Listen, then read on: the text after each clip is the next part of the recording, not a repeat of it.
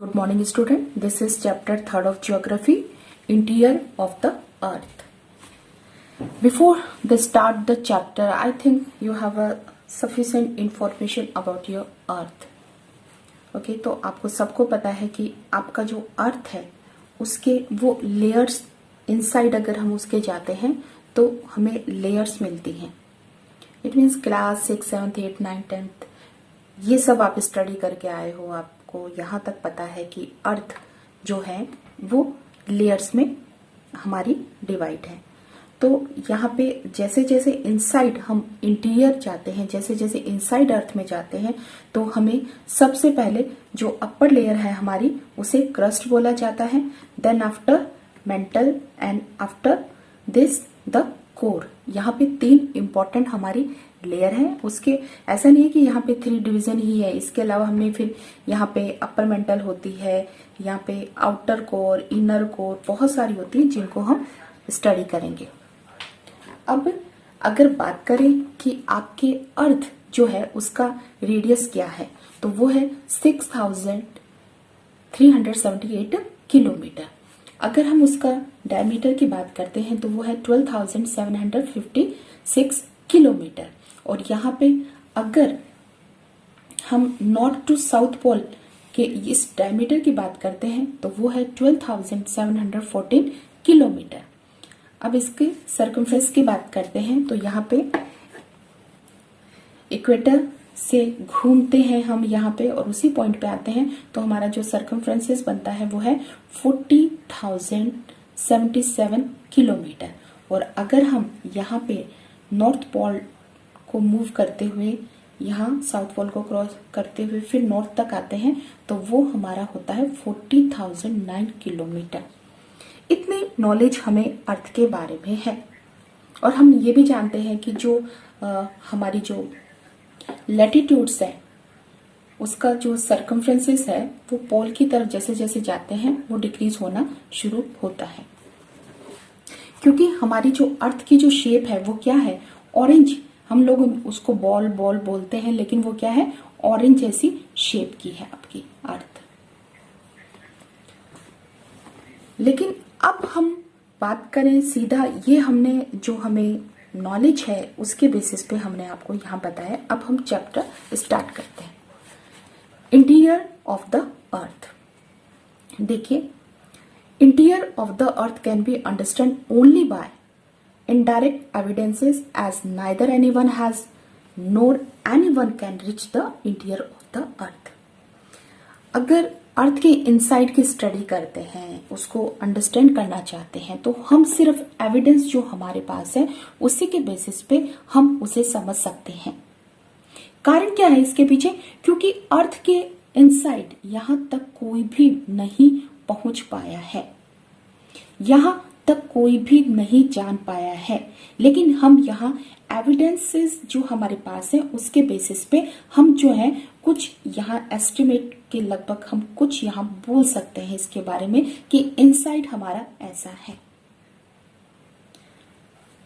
The configurations of the surface of the earth is largely a product of the process operating in the interior of the earth. आज जो अर्थ का surface हमारे पास है, जो अर्थ बाहर से जो हमें दिखाई देती है उसका जो वो किसका रिजल्ट है, वो अंदर होने वाली प्रोसेसेस जो है उनका रिजल्ट है. जो आज लैंडस्केप हमें दिखाई देता है, किसी एरिया में माउंटेन है तो किसी एरिया में यहाँ पे प्लेन बना हुआ है, तो उसका कहीं ना कहीं जो है उस पर इंटीरियर जो है का भी असर है. देखिए, जो हम सिर्फ बाहर जो प्रोसेस हो रही है, जैसे हमने फैक्टर्स बताए थे आपको, एक्सोनिक फैक्टर्स हैं, उसके बेसिस पे ही सब कुछ नहीं हो रहा, बल्कि इंटीरियर में भी कुछ होने वाली जो एक्टिविटीज हैं उसका असर है ये. तो लैंडस्केप जो हमारे पास है उस पे 2 तरह के फैक्टर, 2 तरह की फोर्सेस जो हैं वो वर्क करते हैं, एक्सोजेनिक एंड एंडोजेनिक. एक्सोजेनिक तो वो हो गया जो आउटर होती है, जो अर्थ के बाहर की फोर्सेस होती हैं, अर्थ के सरफेस की. और एंडोजेनिक हो गया इनसाइड की. तो ये दोनों जो फोर्सेस हैं, जो लैंडस्केप हमें दिखाई देता है, उनके ऊपर ये दोनों फोर्सेस जो है वर्क करती है। अगर आप किसी भी रीजन के फिजियोग्राफी को अंडरस्टैंड करना चाहते हो तो आप इसको इग्नोर नहीं कर सकते। इट मीन्स एंडोजेनिक जो फोर्सेस है उसको इग्नोर नहीं किया जा सकता। फिजियोग्राफी का, किसी भी रीजन के फिजियोग्राफी का वहां के ह्यूमन जो पॉपुलेशन है, जो वहां की पॉपुलेशन है, उस पर उसका असर पड़ता है। जैसे ह्यूमन लाइफ पे हम कैसे बता सकते हैं। देखिए, एक हम माउंटेन रीजन की बात करते हैं तो जम्मू एंड कश्मीर की बात करते हैं, या फिर आपके जो पोलर रीजन है उनकी बात करते हैं, तो वहां पे रहने वाले लोगों की लाइफ जो है उस फिजियोग्राफी का ही रिजल्ट है। इट मीन्स जहां पे लोग रहते हैं, आज डेजर्ट में हम बात करते हैं कि वो लोग, उनका खान पान, रहना, क्लॉथिंग वगैरह सब कुछ है वो वहां की फिजियोग्राफी के रिगार्डिंग, उसके अकॉर्डिंग होती है। अगर हम साउथ में जाते हैं तो वो लोग वहां उस फिजियोग्राफी के अकॉर्डिंग अपना खाना पीना, रहना सब कुछ उनका होता है। तो किसी भी एरिया की फिजियोग्राफी समझने के लिए हम इन दोनों प्रोसेस को समझना होता है। अब अर्थ जो है हमारी, कभी कभी आपने देखा होगा कि अर्थ क्वेक जो आता है वो शेक जो हमारी अर्थ करती है, और जो सुनामी हमने देखने को मिलती है वो सब क्यों होता है। ठीक है, तो उन सबको अंडरस्टैंड करना होगा। तो कैसे करें उन सबको, तो उसके लिए हमें क्या है, उसके अर्थ के इंटीरियर में जाना होगा। अर्थ के इंटीरियर में जाने के लिए हम दो जो भी सोर्सेस हमारे पास है, हमने कहा कि हम इनसाइड नहीं जा सकते, क्योंकि अर्थ में जैसे एक अर्थ में अगर ड्रिलिंग अगर आप करते हो तो यहाँ पे ड्रिलिंग जो की जा रही है या कर रहे हैं तो क्या है, क्या वो 6000 किलोमीटर तक वो ड्रिलिंग हो सकती है। यहाँ बताया गया, एक रिसर्च में ये बताया है कि ड्रिलिंग जब की गई तो यहाँ पे अर्थ इतना ज्यादा अंदर से हॉट है कि जो ड्रिलिंग में यूज किए जाने वाले जो मेटल वगैरह होते हैं वो वर्क नहीं करते वहां पर, इसलिए हम उसका पता नहीं लगा सकते। इनसाइड क्या है, इंसान नहीं पहुंच पा रहा है अभी। हमने अपने यूनिवर्स पे पहुंचने की कोशिश कर ली, लेकिन अर्थ के इनसाइड में हम लोग नहीं पहुंच पा रहे, क्योंकि अर्थ का जो रेडियस है वो कितना है, 6370 किलोमीटर, जो कि इनसाइड जितना जाते हैं उतना क्या होता है, वो हमें टेम्परेचर जो उसका है वो इंक्रीज होना शुरू हो जाता है। तो हमारे पास ऐसे कोई भी सैंपल वहां के मटेरियल के नहीं है हमारे पास कि हम वहां का पता लगा सके। तो हम कैसे, आज साइंटिस्ट है वो इतना सब बता पा रहे हैं, तो किसके बेसिस पे वो इतना सब बता पा रहे हैं कि हमारे जो अर्थ के डेप्थ में क्या है। तो यहाँ पे हमने जो है source of information about the interior of earth के बारे में हमने दो कैटेगरी में उन सोर्स को, उन एविडेंस को डिवाइड कर दिया है। The first is direct resources and the second is the indirect resources. तो फर्स्ट में डायरेक्ट सोर्सेज का मतलब जिनको हम जो है डायरेक्ट उन्हीं की स्टडी करते हैं।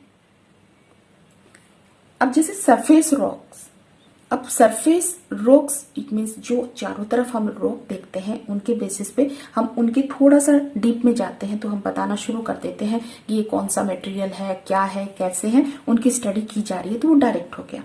फिर हम रॉक्स को थोड़ा सा माइनिंग में चले जाते हैं, सेकेंड नंबर पर जो है हम माइनिंग में जाते हैं। तो माइनिंग करते हैं तो हम क्या करते हैं, डग आउट करते हैं, हम उन मटेरियल को बाहर निकालते हैं जो अर्थ के इंटीरियर में है। लेकिन ये माइनिंग की भी लिमिट है। क्या ये माइनिंग 6000 किलोमीटर तक हो सकती है? नहीं, इतना डेप्थ में हम माइनिंग के थ्रू नहीं जा सकते। यहाँ साउथ अफ्रीका की एक माइनिंग के बारे में, गोल्ड माइंस के बारे में बताया हुआ है कि उसकी जो डेप्थ है वो जो कितनी डीप है वो 3 to 4 किलोमीटर तक गई हुई है, इससे ज्यादा वहां पहुंचा ही नहीं जा सकता। Going beyond this depth is not possible as it is a very hot at this depth. तो इससे ज्यादा पहुंचा ही नहीं जा सकता। उसने मतलब सिर्फ एक क्रस्ट तक ही, जो कि 5 किलोमीटर, अगर हम यहाँ पे सी लेवल लेते हैं उसका, तो वो 5 किलोमीटर, ऐसे ये 25 किलोमीटर तक। लेकिन यहाँ पे वो कितना पहुंच पाया है, 3 to 4 किलोमीटर। इससे आगे वो पहुंच ही नहीं पा रहे। जो मैंने आपको अभी बताया था कि डेप्थ में जा ही नहीं पा रहे हैं, क्योंकि ये जो जितना हम गहराई तक जाते हैं, जितना इसके अंदर जाने की कोशिश करते हैं, इसका टेम्परेचर इतना हॉट है कि वो ड्रिलिंग वगैरह, जितने भी मशीन्स वगैरह जो इक्विपमेंट्स यूज करते हैं, सब बेकार हो रहे हैं। तो माइनिंग सेकंड जो है हमारा, इसको जानने का सोर्स है। गवर्नमेंट ने बहुत सारे प्रोजेक्ट, हमारे जो साइंटिस्ट हैं उन्होंने बहुत सारे प्रोजेक्ट शुरू किए हैं इसकी डेप्थ के नॉलेज के लिए। Scientists world over are working on 2 major project such as the deep ocean drilling project and the second is the integrated ocean drilling project. यहाँ पे क्या है, जैसे ये आपका ओशन है और ये आपके माउंटेन है, तो यहाँ पे ड्रिलिंग की जाती है और यहाँ अंदर की जो इंटीरियर है, जो स्ट्रक्चर है, उसकी स्टडी करने की कोशिश की जाती है। The deepest drill at Kola in Arctic ocean has so far reach at depth of 12 kilometre. तो यहाँ पर भी ये 12 किलोमीटर तक आकर ही रुक गई है। तो 12 क्या ये सफिशिएंट है? यहाँ पे हमने बोला 6000 जो है 6378 किलोमीटर जो रेडियस है, उसमें हम सिर्फ 12 किलोमीटर ही पहुंच पा रहे हैं। और 12 किलोमीटर कम नहीं है, बहुत गहराई होती है 12 किलोमीटर की। लेकिन यहाँ क्या इसके कंपैरिजन में क्या वो है? कुछ भी नहीं है इसके कंपैरिजन में। तो हम 12 किलोमीटर डेप्थ तक ही पहुंच पाए हैं। This and many deep drilling projects have provided large volume of information through the analysis of materials collected at a different depth। अब हम क्या है कि बहुत अलग अलग जगह से इसको कोशिश कर रहे हैं जानने की, तो हमें अलग अलग मटेरियल यहाँ पे मिल रहे हैं। Next word is the volcanic eruption. अब ये कैसे हमारा सोर्स बन सकता है? देखिए, जब वोल्केनिक इरप्शन होता है तो यहाँ पे क्या है कि इनसाइड से बहुत सारी जो चीजें हैं वो लावा की फॉर्म में बाहर निकलता है। इट मीन्स अंदर जो मैग्मा होता है वो लावा की फॉर्म में बाहर निकलता है और अपने साथ बहुत सारे मटेरियल भी लेके आता है। तो इन मटेरियल की स्टडी अगर हम करते हैं तो हमें पता चलता है कि डेप्थ में क्या है। लेकिन यहाँ हमें स्टडी, लावा की जब हम स्टडी करते हैं तब हमें ये नहीं पता चलता कि ये लावा कितने डेप्थ से है। हम ये जरूर बता सकते हैं कि डेप्थ में क्या है, लेकिन हम ये नहीं बता सकते कि ये लावा कितने डेप्थ से बाहर आया है। ओके, तो यहाँ पे है direct sources. It means direct हम इन्हीं चीजों की स्टडी करते हैं। इनडायरेक्ट सोर्सेस जाते हैं। अब इनडायरेक्ट में हम एनालाइज करते हैं किसका? Properties of matter. जो हमें प्रॉपर्टी, जो हमारे पास मैटर होता है उसकी प्रॉपर्टी को हम देखते हैं। We know through the mining activity that the temperature and pressure increase with the increasing distance from the surface towards the interior in the deeper depth. Mining करते हैं तो क्या होता है कि माइनिंग, जैसे हम यहाँ पे माइनिंग कर रहे हैं तो माइनिंग में हम इनसाइड जा रहे हैं। तो जैसे जैसे हम इनसाइड जाते हैं, जैसे जैसे हमारा सरफेस से डिस्टेंस इंक्रीज होता है, वैसे वैसे टेम्परेचर भी इंक्रीज होना शुरू हो जाता है, वैसे वैसे प्रेशर भी इंक्रीज होना शुरू हो जाता है और चीजें हमें जो है बहुत डेंसिटी के साथ मिलना शुरू हो जाती है। अब टेम्परेचर इंक्रीज हो रहा है, प्रेशर इंक्रीज हो रहा है, क्योंकि ऊपर जो चीजें, जो प्रेशर यहाँ पे हो रहा है उसमें क्या होता है, क्योंकि हमें पता है, क्योंकि हैवी जो होंगी वो इनसाइड मिलेंगी और जैसे जैसे चीजें लाइट होती हैं वो ऊपर की तरफ आती हैं। तो यहाँ पे जैसे जैसे हम डेप्थ में जाते हैं, मटेरियल, हैवी मटेरियल हमको मिलना शुरू होता है। टेम्परेचर इंक्रीज हो जाता है, प्रेशर इंक्रीज हो जाता है जैसे जैसे अंदर हम सरफेस से डिस्टेंस इंक्रीज करते हैं वैसे वैसे ये चीजें इंक्रीज होना शुरू हो जाती है। Scientist have estimated the values of temperature, pressure and the density of materials at different depth. The details of these characteristics with reference to each layer of the interior and discussed later in this chapter. Okay, ये सारी चीजें study करेंगे हम। Another source of information are the materials. Okay, अब इनकी study क्या है? ये तो अर्थ का पार्ट ही नहीं है, फिर हम इनकी स्टडी क्यों करें? मेटियोर्स जो होते हैं देखिए वो अर्थ का हिस्सा नहीं है, लेकिन अर्थ के फॉर्मेशन की स्टडी अगर आपके माइंड में है तो सन से अर्थ फॉर्म हुआ है, उसी का एक छोटा हिस्सा है ये।